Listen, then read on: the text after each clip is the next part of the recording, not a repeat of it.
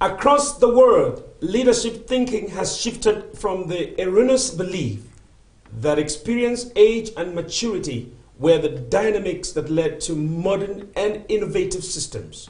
Most countries of the world are diverting significant resources towards securing the future of their countries by preparing the younger generations for responsible and productive leadership in politics, business, technology, and other areas for sustaining democracy. Unfortunately, the reverse is the case in Africa, and Nigeria in particular. Rachel Johnson says, our youth are not failing the system, but the system is rather failing the youth. Ironically, the very youth who are being treated the worst are the young people who are going to lead us out of this nightmare. Africa needs a fresh political atmosphere as against the inefficient, unproductive, and unenthusiastic climate of leadership we're experiencing today. Africa has the oldest set of political leaders compared to the other continents of the world, and this has affected the socio-economic growth of our continent greatly over the years.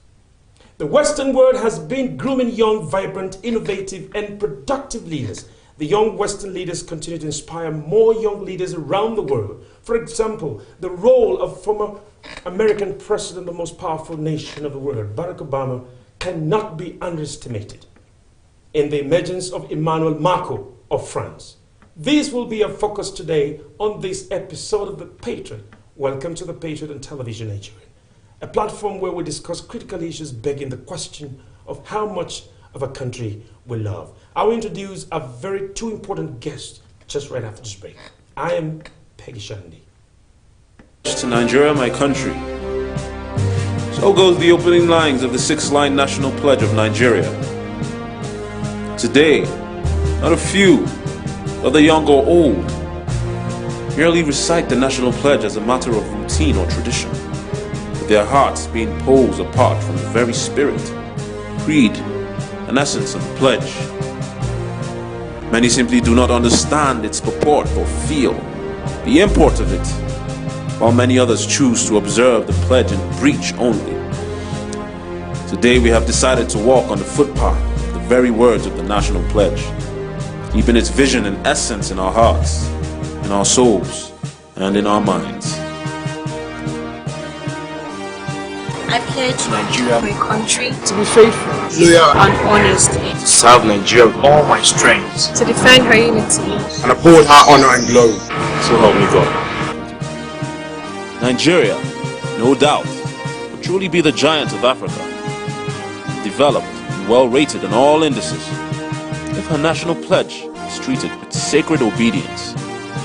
It's on us, it's our duty and responsibility to make this country a better place. Let's live the pledge.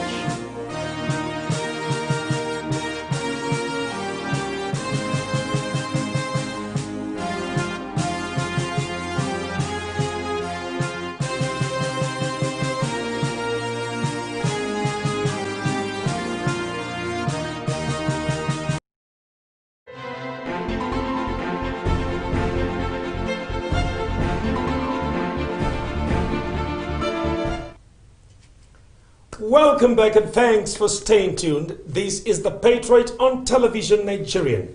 And our guest to drive us through this very important topic today is nonetheless Comrade Teve Aginde, the youth leader of the APC zonal within the North Central Nigeria, and now member campaign council Ondo State to conduct credible elections in Ondo State, appointed by the President and Commander-in-Chief, President Buhari.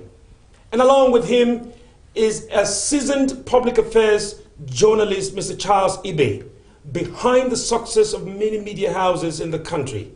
I'd like to welcome Mr. Charles to The Patriot. Thank you. And I'd like to welcome Comrade Teve Aginde to The Patriot. Oh my Welcome you both. Thank you very much. All right, let's get talking. This is very important.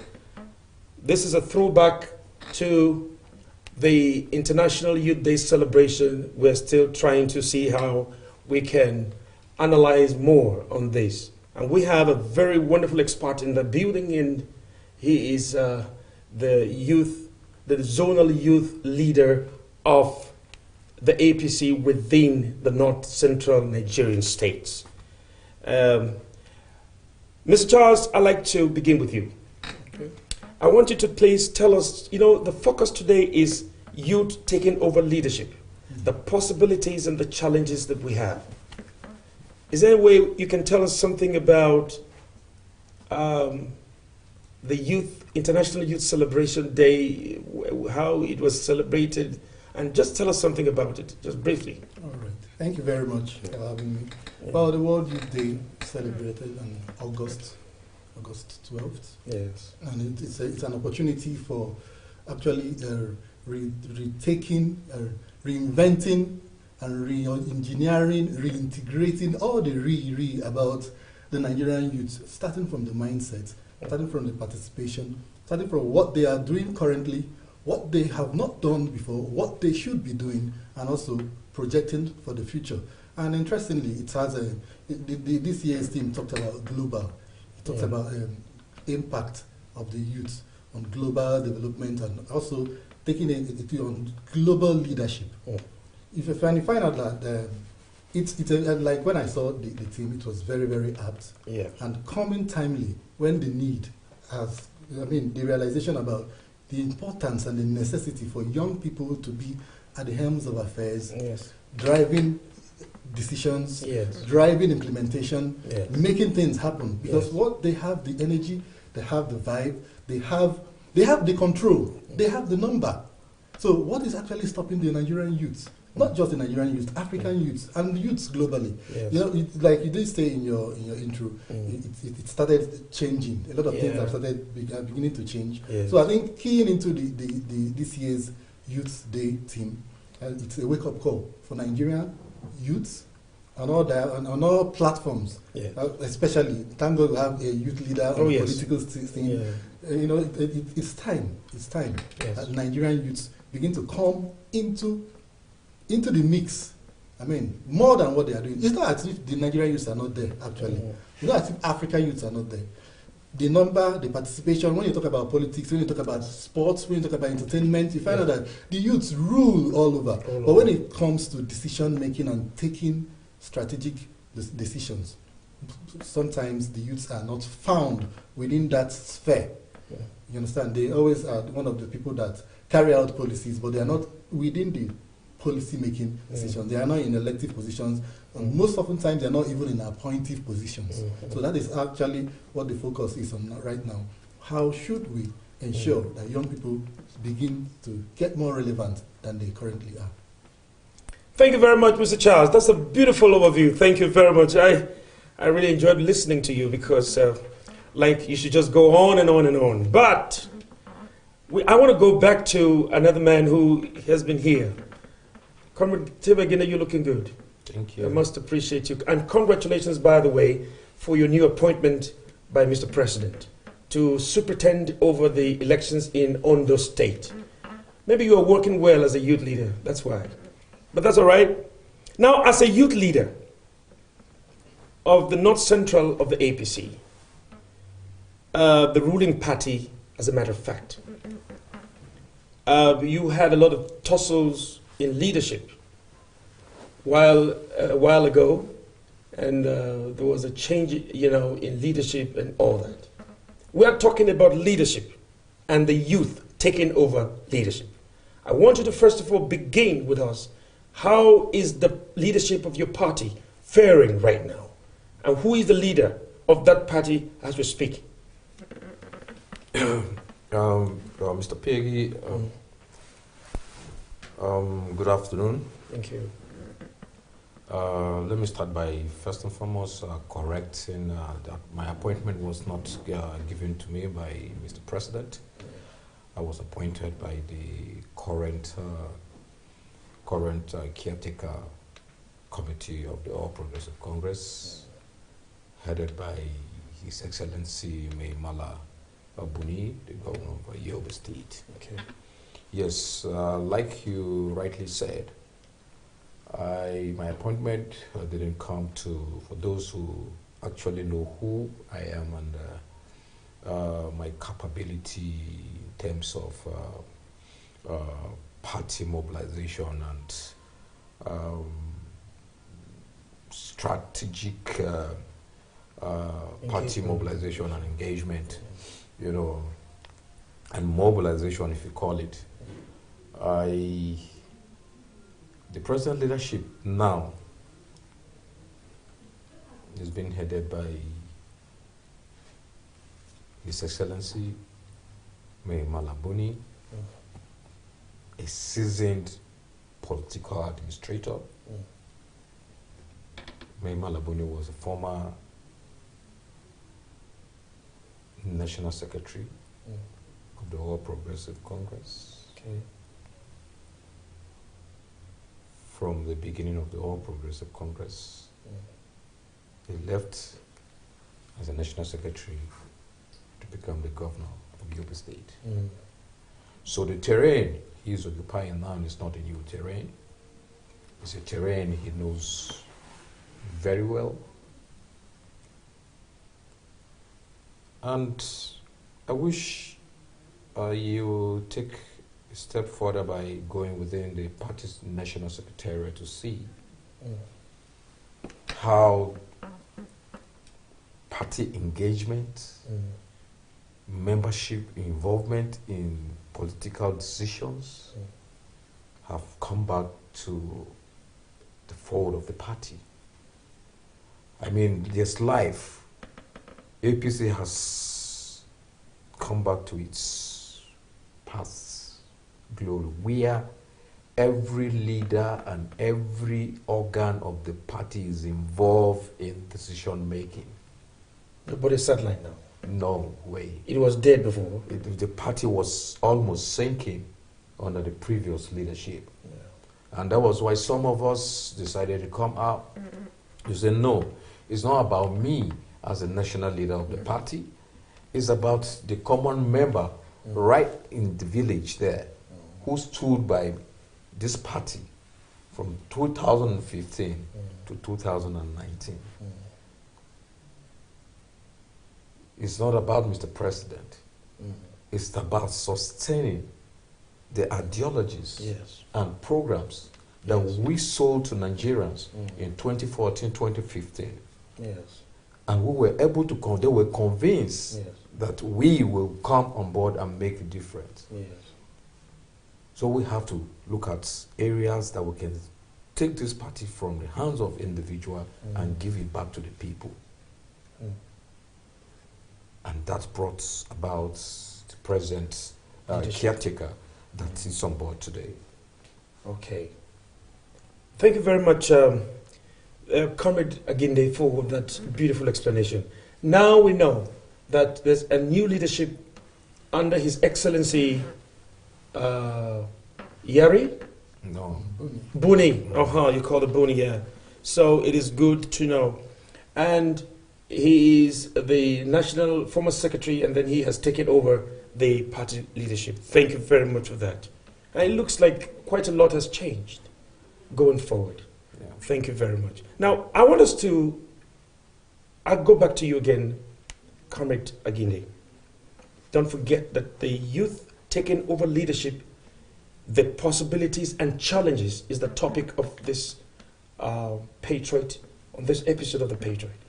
And I want to remind you, if you are aware, that the former President Olusegun Obasanjo made a public statement, and the statement went viral on all the many youth platforms that we have, you know, in the media. Are you aware of that statement? What is your take on that? Yes. Can you tell us what the statement was? Yes, actually, you see, there's a way of encouraging youth to come out and take over. There's a way of telling youth to come out and take over leadership.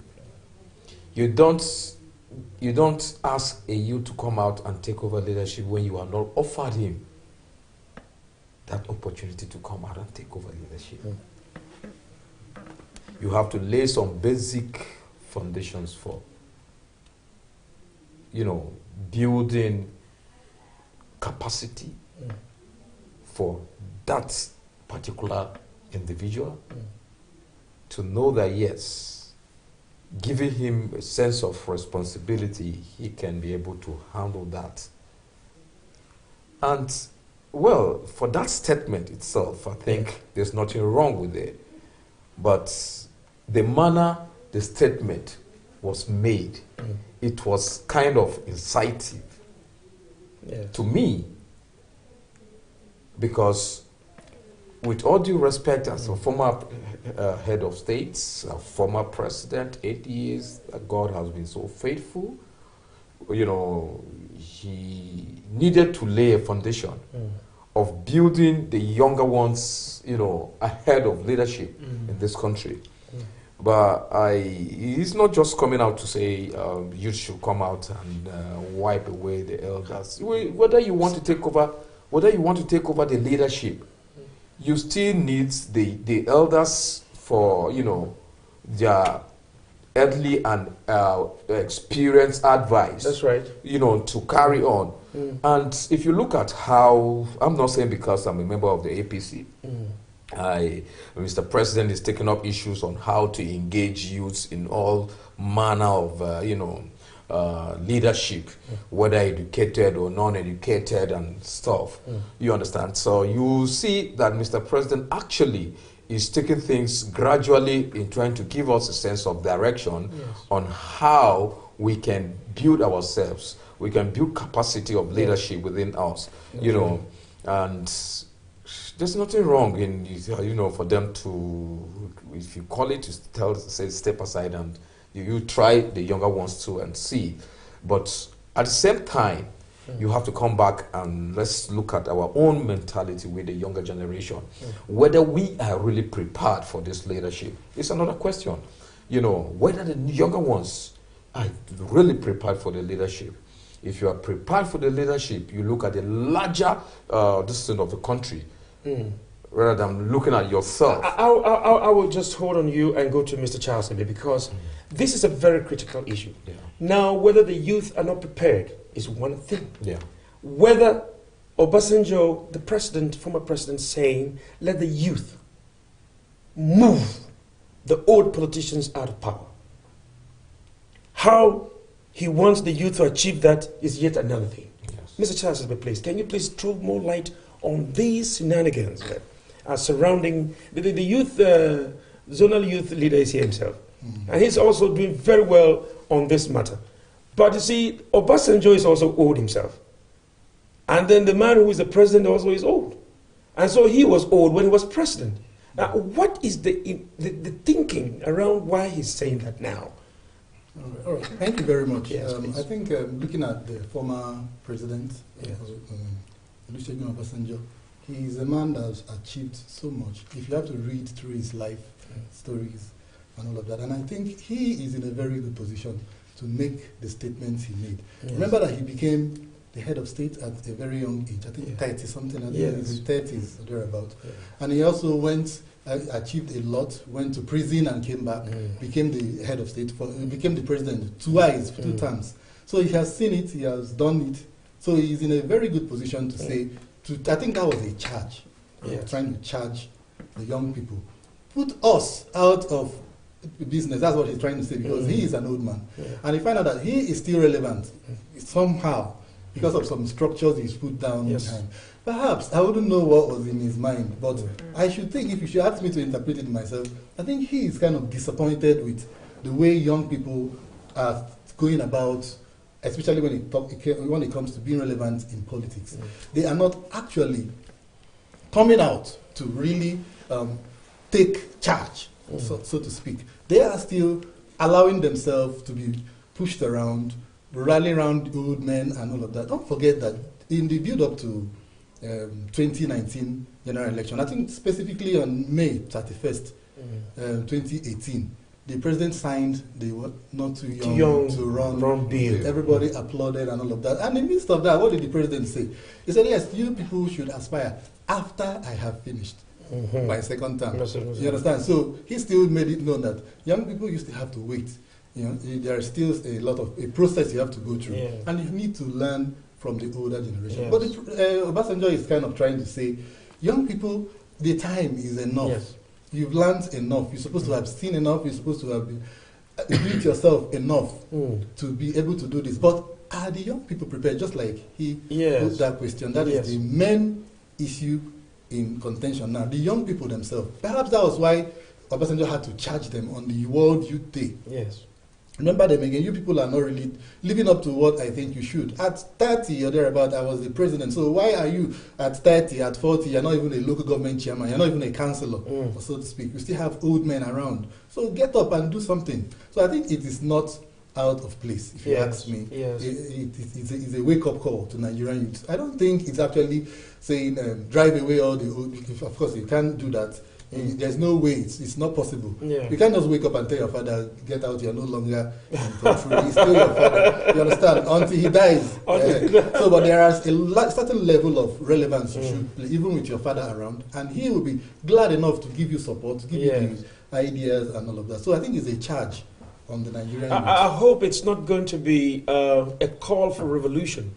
Yeah, because if you say charge, you know, just like Comrade Teva Ginde mentioned, he was inciting.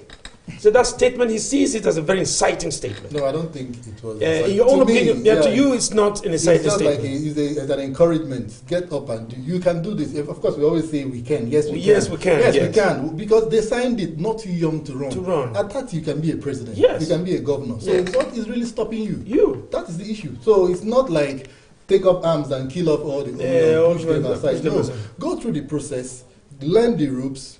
I mean, get involved. But how long is it going to take? Because the youth are the leaders of tomorrow. I come back to you. Thank you very much, Mr. Charles. I'll come back to you, Mr.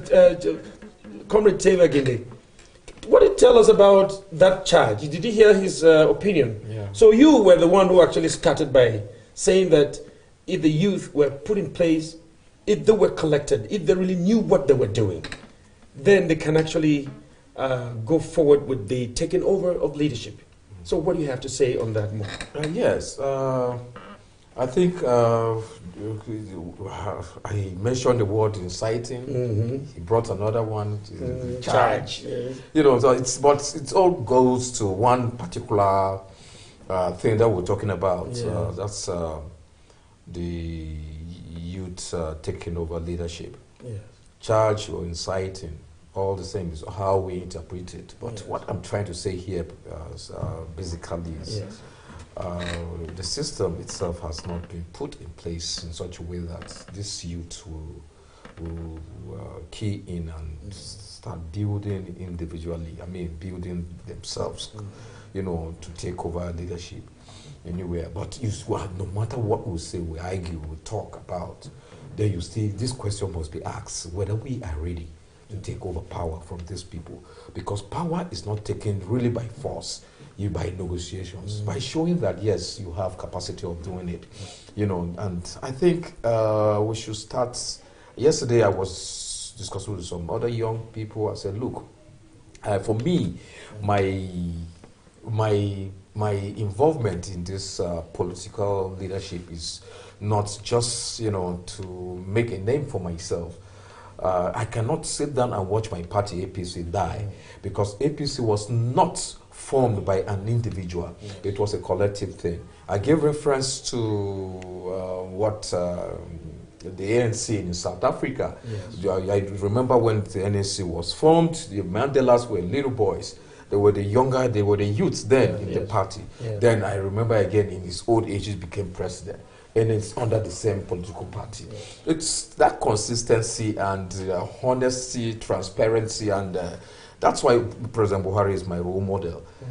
Whether he does things that other persons don't look at it the way I look at it, you know, the man has always been my role model in the sense that he actually has something to, you know, to ginger up the youth at any opportunity he gets. Tell them how he started, you know, and what he's trying to do for us to key in. He cannot come and, you know, you expect him to come and because I'm a youth leader in his party, then you say, okay, because he's a youth leader, he's qualified to be, a DG of an agency. No, you have to look at, yes, as a youth leader, does he have capacity? That's what he thinks. Of handling, yes. That's of how handling, the yes, president thinks. Yes, of handling that organization. I think this program is the APC government under his leadership. Yes. These youth programs that we are introducing in the system. I think it's part of what it is expected of us to key in. As a graduate, you don't have work. Then you are committed into Empower. Yes. The Empower is to build you, not for you to say, okay, my name came out, I will just sit down in my house. They'll be collecting the stipends. Comrade Aginde, yeah. we're going to go on a very short break, okay. A very commercial break, and when we return, you are going to expound more on those youth programs. Yes. And we are going to also analyze the previous administration, how well, including the Obasanjo's administration, how he was youth friendly.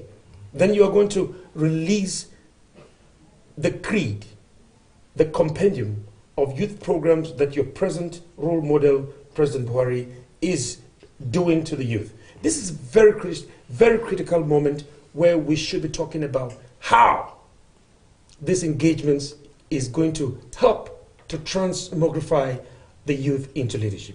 Now we're going to take a very short break right now. We will take a very quick break, and when we return, we are going to make sure that we listen to the youth programs of President Muhammadu Buhari. We're in the studio with Mr. Charles Ibe and Comrade Aginde. Please don't go away.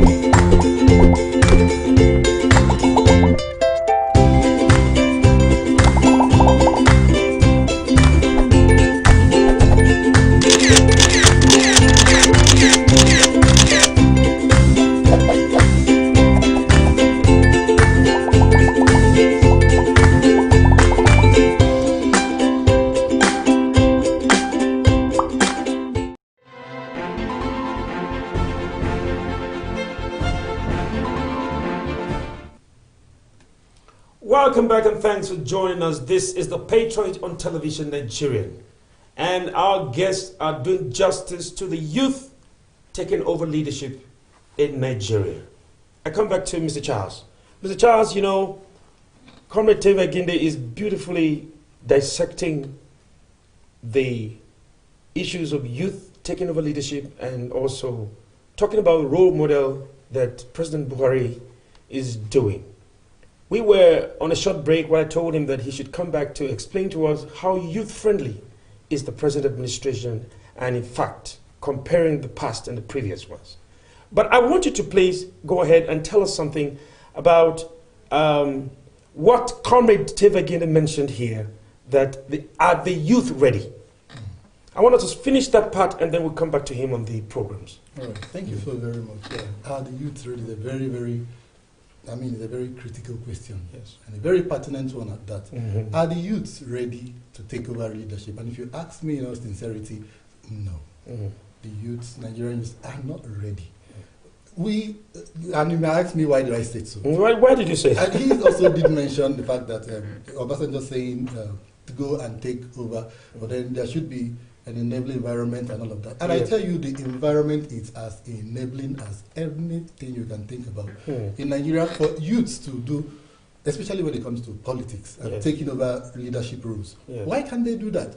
In sports, in entertainment, every other field, they don't even need any prompting. When there is no infrastructure, they build infrastructure for themselves. You've seen there's no stadium, people create 5-a-side posts and they play football. And from there, stars are made. You see people putting up small, look at the music industry. How much of government involvement is there? But it is booming and it's engaging youths and also adding to our GDP. So why is it that when it comes to politics, the youths are nowhere to be found? Because they have not really repositioned their minds about being in charge. It even broke my heart when, in the run-up to the 2019 general election, shortly after the president signed the Not Too Young to Run bill, what did we get all over the place? Youth groups, young men, putting their resources together, coming on national TV to say they are buying forms for the old generations. I was like, what are we not talking about? You've been asked to come on board, and then instead of rallying around behind one of your youths and standing, we were all running. I think so they bought, even for the president, he was bought some other parties, SDP. You saw them, youth groups coming out, and our stations covered a lot of them. Youths buying forms for the elderly, and I'm wondering, so who is now ready and who is not ready? Who is? I mean, power is not given; you take it. You take it, yes.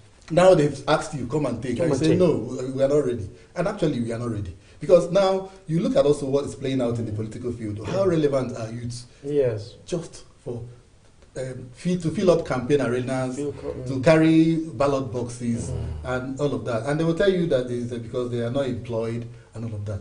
And looking at the country, even where a lot of impossibilities are becoming possible by young people, in other fields, but when it comes to politics, we all take the backstage and say, let the old do it. So I think when it comes to readiness, it is not about government. It is not about environment. It's about the mindset. The mindset. People have not really groomed themselves enough to take these positions. And you find out that in some places where you have young people come into politics today, we've seen young people in as governors.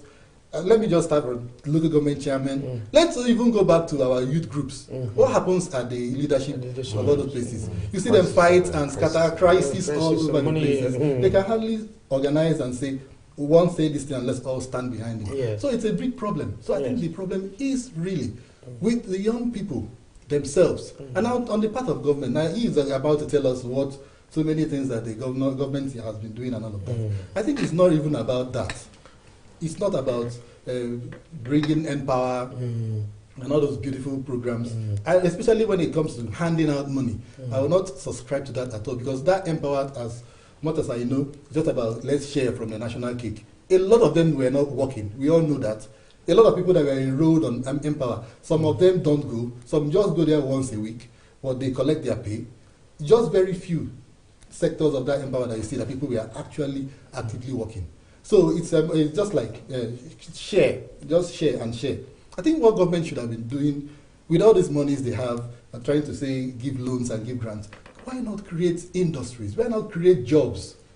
Create jobs and then make sure the youths are actively engaged. If the youths are engaged in well-paying jobs, I don't think there will be time for them for all this hooliganism, all this banditry, and all that. You understand? Because so giving free money. Giving free money. Do this, I will support, they will come up with different... was it free money in the first place? Well, Comrade Teve again is going to throw more light on that, but I want to ask you a question.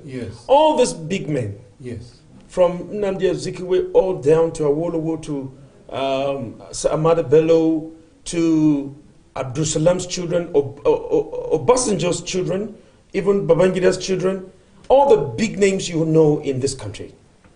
What happens to their own children? Good question. I want to know, because if the young people are having issues with starting from somewhere, if their own fathers were very highly placed and positioned in a manner that they must have been having economic value, a lot of substance in terms of cash and the well without.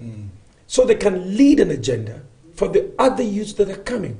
Nobody hears about their names. Yeah, it's just a father and that is all. So what happens? Who is going to start with the economic sponsoring? To interject. Please can answer that question. Yeah, because like it's still in line with what I said. The youths themselves are not ready. Even when you see a President Buhari's son, for instance, or Basanjo's son, all of that, they are not interested in being relevant. Most of them, all these ministers' sons and governors' sons, they are not even around. Some of them are in Dubai, some are in high places, and they are living large.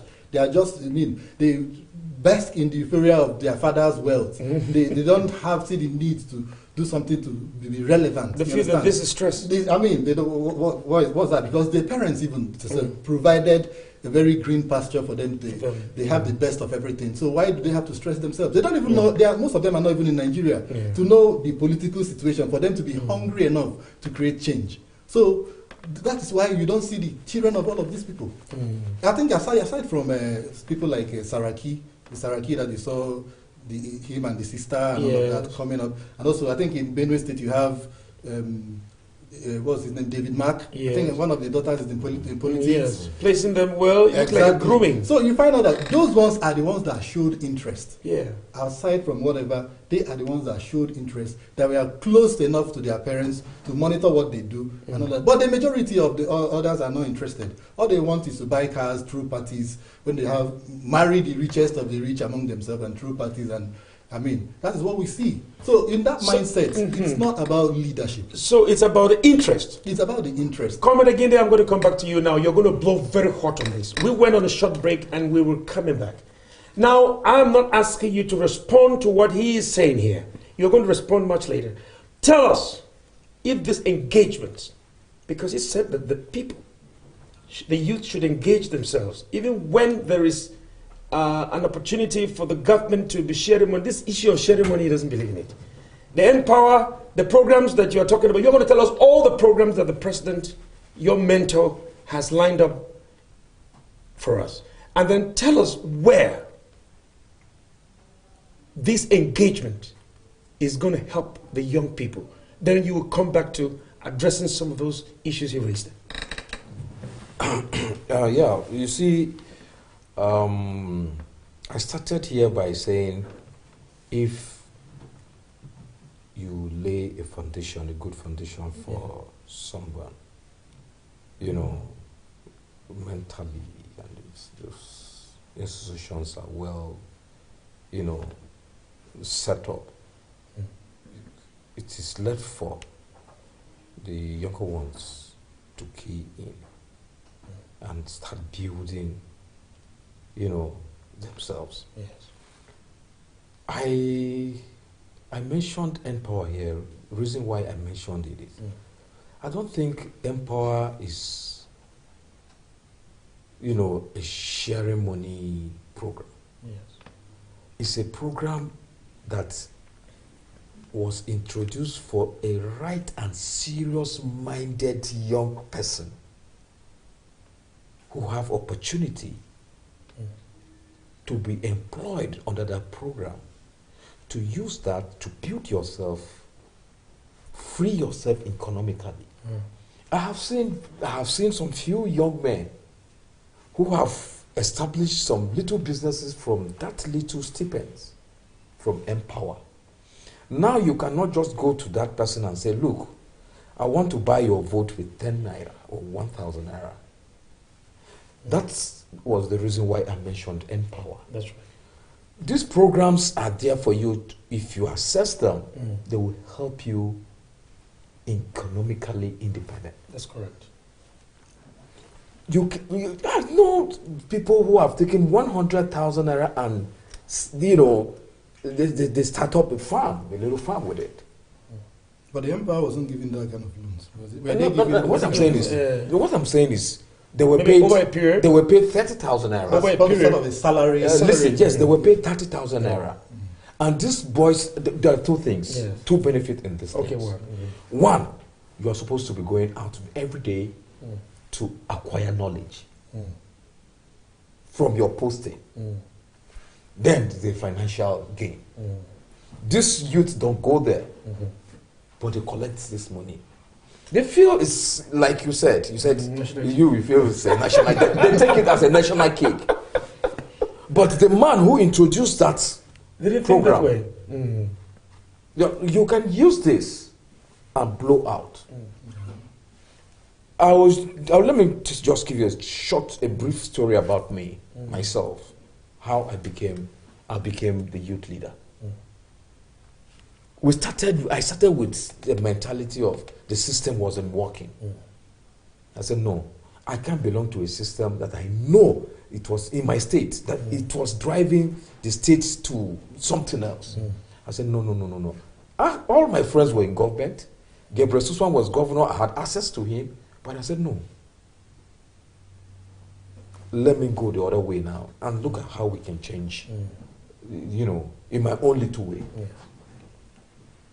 I used to source funds from my friends outside the state to mobilize the younger ones so that we can fight our way out of that situation we were finding ourselves in Benue. As I was doing it in my own way somewhere else, in my own little way, the leadership of then ACN, I didn't know that they were watching me. Before I knew it, the major came on board. Before I knew it, they said, come to Abuja. I came and they said, look at this. This is your position. This is your position. Since you were doing this thing independently, we know you can try this thing. I was given this opportunity to serve. I got into the system. I started studying the system. They have this thing they say, youthful exuberance. That is how they tag us. And by the time you want to let your generation know that, look, this is not the way to go. When you are going to this, bring out something in your head and put on the table to discuss. To discuss with them. They give you an opportunity for you to come and make them understand that you have something to offer. Then when you come, you are looking at, let them give you 1,000, 100,000 naira. Do they still do that now? What are you telling me? We are in the system, we know these things. Okay, very good. That's a beautiful story about you. You were found doing something. Unknown to you, they were watching. Yes. Just like I am also found doing something. Beautiful. Maybe people are watching me. One day, they will remember. And they'll bring me on board. I may become the chief press secretary of the president. I don't know. Good. So if the youth becomes president of the Federal Republic of Nigeria in the 2023 elections coming up, I think I can also become something. You can remember me there. Thank you. Mr. Charles, I'm sure I'm very correct on this. Very well. Now, because somebody was found doing something. I want to clear one thing there. You see, Mr. Ibe mentioned something. Yes, I don't subscribe to this issue of going to these people and trying to they call it in our local language eye service. Your eye service so that you'll be recognized. No, except you don't know what you represent. The last time I checked, APC had about 13 million membership. Out of 30 million membership, we have about 9-point-something million who are the younger ones. And by yesterday, when we were analyzing the party itself, the APC, the younger ones, the youths, were the people who made APC, brought APC into a ruling party. Instead of us to consolidate, come together again and start thinking of, no, in this let us negotiate, give us this. If you are sharing this, if you are taking 60, let us have 40. You start from there, But I think we are trying to unveil some other youth reorientational programs. So that, yes, we are trying to bring out these programs now and to see how we will identify. We need to identify those who are really, really ready for leadership. Because we want to set up a channel where if the government itself wants to make use of any younger person, you just go to that bank and just bring out the names, and not just going to bring your brother or because this one has served me politically for 10 years, so he deserves a reward, but he doesn't have capacity. So we are trying to look at that. Capacity building? Yes, we are trying to look at reorientation. That is a very key. Reorientation. Yes, reorientation. Yes. That is what this country itself needs to do. You have to, because the issue of security restiveness in Nigeria, this armed bandits, kidnapping and all stuff. All these things are within the confine of the younger ones. But by the time you start making them understand that you must not go and do this, we can encourage you, even if you don't have a certificate. This can be done. You can't be a governor. You can't be this with this. You understand? So I think we really have a lot to do. We need to be saying this, not our elites telling us that we need to come and take over power. We are the ones who are supposed to be saying, okay, now you are add something. Yes. This is your frame of thought. Especially given the fact that you are the youth leader for the APC, especially for the upcoming Ondo election. He is member of the campaign council. Exactly. By the appointment by Buni, lead. I think it's very, very key that you use this kind of platform and every other platform you can lay your hands on to talk to young people. We have seen what is happening in Edo State. Edo State. Togri all over. Is it the old ones that are doing that? No. These are young people. So this mindset reorientation you're talking about should be targeted at them, especially those are party members. Also the PDP youth leader and every other political party. You should be talking to their youth. Do you meet at all? Yeah. The president has given us a go ahead for a national youth conference. Yes. So we are working on all political parties. Yeah. Well, of course, if you are doing a national youth conference, basically you have to involve everybody. Yes. Because the mentality is not only in APC. It's a global thing. Let's be very honest. It's a global thing. It's just that in some other advanced countries, these foundations were laid. Those structures the structures were there for this. When you look at the man in France, the younger man coming on board as a president, it's because of the foundation. You understand? But the truth is, if you say this, the foundation is not there, then we should remain like that. No, we have to bring that, like you said, we have to come out. Even if it means coming out to sit somewhere on the street and say, okay, no, now we have decided, since they don't want to give us an avenue where we can come conducively and sit down and discuss. We can sit on the street and it's just like you said, we form this football stuff. Exactly. You don't go to the field, but you can create a field yourself. We can stand on the street and say, look, no, it's okay. Let us look at this angle and see how we can address this our challenge. We have just 10 minutes. So please, I want you to please answer these questions very specifically. It's okay. Now, from the past, the previous leadership, I don't know where to start from. Mr. Charles, I don't know where to start from. Let me just start from... let me start from anywhere. Let's start from 1999. Yeah, from 99. Yes, or from the Obasanjo himself. 1999. Come down to where we are right now. Which of these presidents under the administration has been very youth-friendly? Mr.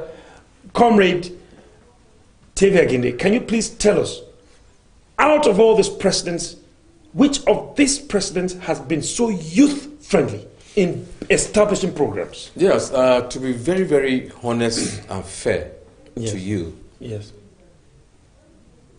President Muhammad Buhari has done, in this shortest time, a lot for the youth. Yeah. We have statistics of even appointments, leadership. But once the youth gets in there, instead of them to use that channel to open up doors for their own other generation, they start measuring themselves with the elites at that point. Then they disconnect. You understand? So for me, Mr. President, during Obasanjo's time, no youth comes out to talk. He will tell you, you are a small boy, go and sit down. I know of several occasions they say, these small boys, your time will come. You go and sit down. There are times you even talk to Fani Kayode, my son, please, this thing is, those kind of things. Jokingly, but he will be, pouring out his mind. So but what I'm trying to say is, programs that we can key in, free ourselves financially from slavery, from these political elites. It is what for me, it is what is very, very key. Is there anything that the president is doing now, apart from Empower, and then recently 75 billion naira has been, forget about 774 employment stuff. Jobs. Because that one is coming again. As it is coming, the elites are trying to see how they will only bring those their own children. Do you understand? Yes. Into this thing. And you are saying no to it? No, but we're trying to look at, Yes. So no. At this point, let us look at the template. Let us look at the people that are targeted. Yes. Let every household, Yes. let every household assess this thing, so that we can start building a message on that. Yes. But I'm talking about the recent approval, the Federal Yes. Executive Council meeting of 75 billion youth investment fund. 75 billion naira. Youth investment fund. Yes, that has been approved under the Ministry of Youth and Youth Sports Development. Yeah. The truth of the matter now is, yesterday we saw some lapses in that focal committee. Yes. And we're trying to take it up. Well, it's not something for the media yet. Yes, we're taking it up somewhere because this is a national wealth that has to be shared equally to everybody. So if we start the formation of, distributing these funds wrongly, they will end up not getting the result or the target of this thing. But this man will sit there and look at his programs, down there, so that the rural people will feel the impact of this thing. Then those so-called elites will sit up here and will want, by the time you say, okay, this is a youth program, then you will see them say, list is coming from the Senate President. But the list, they will never tell the younger ones to bring their own list on board. But I think by making that pronouncement that this funds is for the youth, I think we'll take it up. I think I want to thank you very much again, seriously, that you have told us here that you're going to take it up. Yeah, we'll take it up. And it is important that the young people must be represented at every level. Yes. For whatever program that is particularly even meant for the youth, then you should know something about it. Yes. So when it is time... Can I quickly just add? Okay. I'm not disputing. No, go ahead, please, yes. The 75 whatever billion yeah. for the young people. Well, if you should ask me, please, if you meet, have your forum, advise them. Yes. Instead of saying, write one project and come and take 1 million or 10 million and all of that, can they take projects, cottage industries to 774, whatever local governments, at least cite one in each that will employ at least not less than 5,000 youths. Yes. It's possible with all these billions they're talking about. Yes. Then that way, the elites cannot get involved because of course they cannot send their children to go and work in the rural area. That is what I'm saying here. Yeah. Okay, the system has some leadership, youth leadership. But involving them in such things, when you mention money, that is when the elites disconnect these people. Yes. Because, for example, if you look at me and say, okay, you are representing the North Central now. Please, can you identify what exactly you people want in the North Central? What do you think we can do with these funds? We can do with these funds that can impact in this. You understand? Then bring out a qualified, template, so that then you show us a site. Yes. We'll go and do business. The contract can be awarded to. You can submit the names of the youth that you want them to be part of that stuff. Yes. But the government itself will set a mechanism of monitoring to make sure to supervise that this thing is done. So this is the kind of templates that young people should be passing to the government. But now, if you say these monies are there, come and share. Nobody's going to do anything. They will take that money. Before you know it. Listen, they heard about that pronouncement and they watch the ones that know me, they watched me on the telly with the minister. They started calling me that they are interested in accessing the money. But then I looked at them. I said, this man that is calling me, the highest business I know he has done that I know is collecting money from politicians, sitting in the evening with some beautiful girls. I drink, I sit with the beautiful girls too. But the truth of the matter is, these funds are not meant for that. These funds are meant for serious-minded people who are willing, who are ready, to take over leadership. That's correct. Exactly. Because if you assess these funds and you build yourself, you'll be needed. You will contribute your quota. You must not be appointed as anything but in your own village. Yes. They will surely one day call you. I mean, with that, leadership is about development. If you go and say, okay, look, this is my village, take one borehole. From what? That money I have accessed from government and invested. This is the proceed. Now let my people have it. Automatically you have become a leader too. Thank you. So it's not about. Thank you very much, Kai.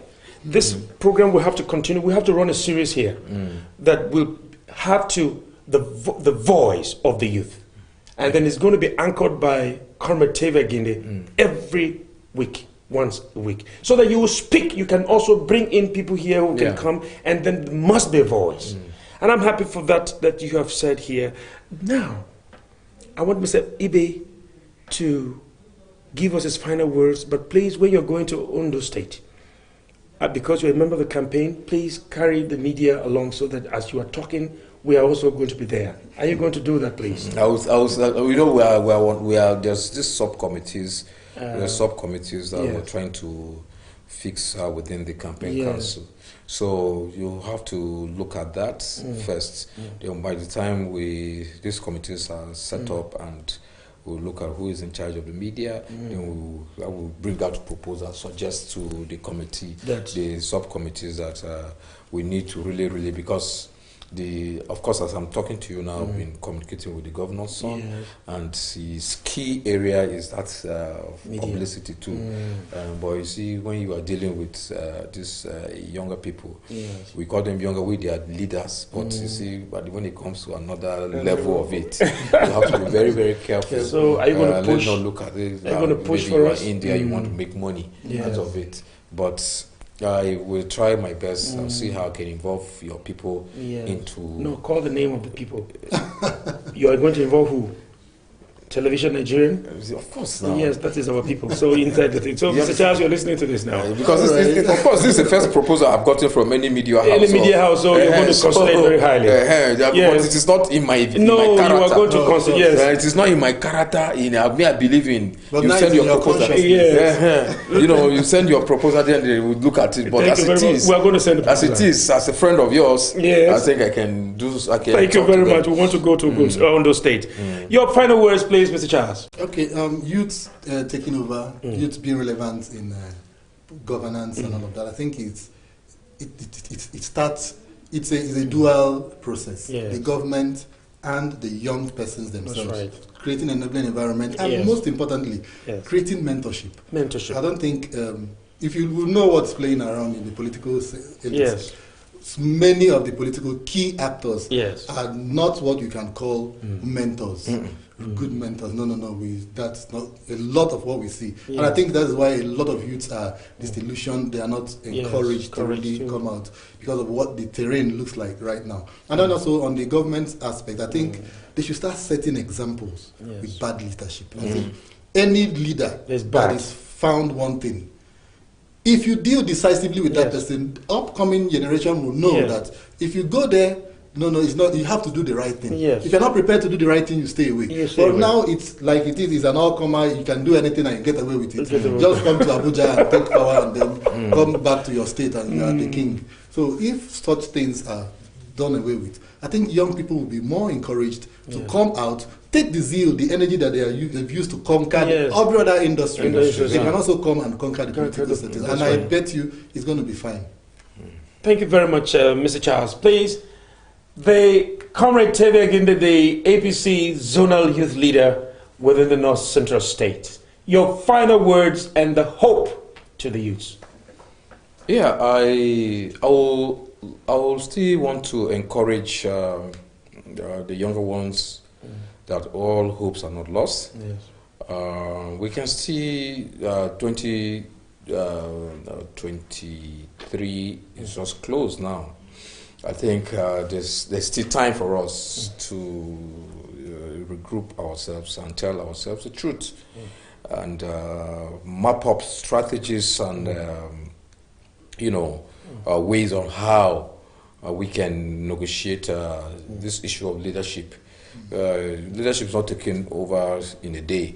Yes. But I think opportunity, the opportunity is unveiling itself again in 2023. Yes. So I think we should keep hope alive. Yes. And by 2023, we should start charting a new and way forward for the leadership, youth participation in leadership and government. So for the youth that are listening to you all over the world right now on the station, they shouldn't give. No, hopes are not lost. Hopes are not lost. Not lost. Yeah. That positioning ourselves is also very important and key as we experiment in the 2023 elections. Yes. And also finally on my own part to youth, especially in Edo, Ondo, all the do's, please. Stay away from the guns. Stay away from the guns. Yes. Please, just vote. That's all. Don't allow yourself, don't allow that godfather or godmother or whatever to push you, because no single life, no single drop of blood is what any person's ambition. Then reiterating what former President Goodluck Jonathan said. Please, youths, because they are the ones that are always used. Now they are building up Togri and all of that, snatch boxes and all of that. It doesn't pay. After that day, you will not get 1,000 kilometers near that person. Because you can't even, the security will just close the place up. Exactly. So why would you mortgage 4 years of 4 years of your life just to hold a gun? So please, please. Thank you very much. Comrade Teva Ginde, it's been wonderful talking with you. You really released quite a lot here as a youth leader that you are.